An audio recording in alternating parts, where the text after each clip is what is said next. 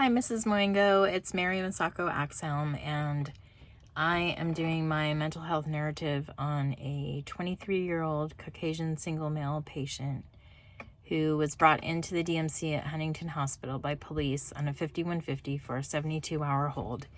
He had an argument with his girlfriend and then proceeded to cut at himself with a razor. His appearance was very thin, possibly malnourished, and upon admittance, he had bilateral cuts on his thighs. He had no known allergies. He was a bit disheveled, and his mood and affect were sad and depressed. He was very withdrawn, and he wasn't like joining group therapy or anything like that. So when I approached him to speak and talk to me to see if he would, he was cooperative. His speech was clear. He was kind of soft and monotone at first, but he began to talk about, he's a little disorganized, but his thought process was clear, but his thought content was obsessive, and he talked about suicide.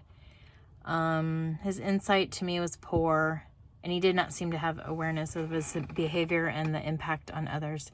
He said that he only felt comfortable talking to certain women, but no men, and no group interaction. Based on the mini mental health assessment, he was oriented to time and place. He had immediate recall and was able to name objects and repeat words. He also was able to write and read and draw. I wasn't able to test him on the 3-stage command. He had delayed recall. I wasn't able to test him on the delayed recall or copying. But he seemed like he could. I would think he'd be able to do it, but I wasn't able to test him. He had been writing poems and drawing pictures for his girlfriend, and he stated that he is only living because of her and doesn't care about himself at all. He said that she does not want to be with him anymore, and that's why he wanted to kill himself. He lives with his parents, and he said that they do not even know what's going on with him. So the main nursing diagnosis for this patient would be risk for self-directed violence, related to a statement when he went to the sheriff's office that he wanted to drive into a wall and kill himself, and evidenced by the bilateral cuts on his thighs. He is susceptible to behavior that demonstrates that he can be physically, emotionally, and or sexually harmful to himself. The goals or outcomes of this nursing diagnosis are the patient will remain free from any self-harm during hospitalization. Patient will contract to safety within 24 to 48 hours of hospitalization. Patient will express his feelings about why he wants to harm himself. Patient's family will verbalize 4 ways on how to recognize levels of impending self-harm that may be committed by the patient. Patient will verbalize how and when to use a 24-hour emergency hotline when he gets feelings of self-harm at discharge. Patient will verbalize understanding that self-harm is a choice, not something uncontrollable at discharge. And patient will assist in identifying thoughts, feelings, and behavior that leads up to his wanting to commit suicide. And patient will verbalize 3 techniques on developing coping skills to help him handle stressful situations.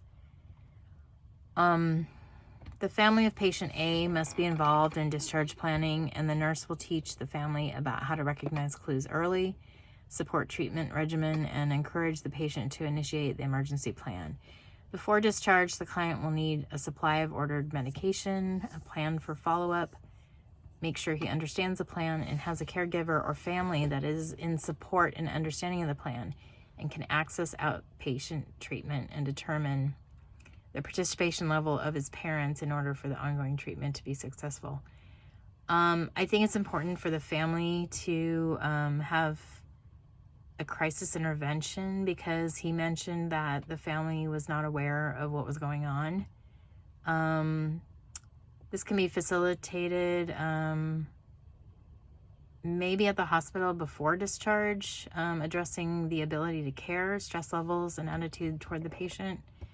I think it's going to be really important for them to make sure that they're on board with his treatment plan, and also just to make sure that the family can help him attend mandatory treatment and therapy sessions and attend all doctor's appointments. Also take all prescribed medication, and for his family to follow up help him to follow up with the plan. And he was prescribed sertraline and lorazepam. And I also did a concept map on the risk for self-directed violence, and that's at the end of my report, and I'll be turning that in now. Thank you.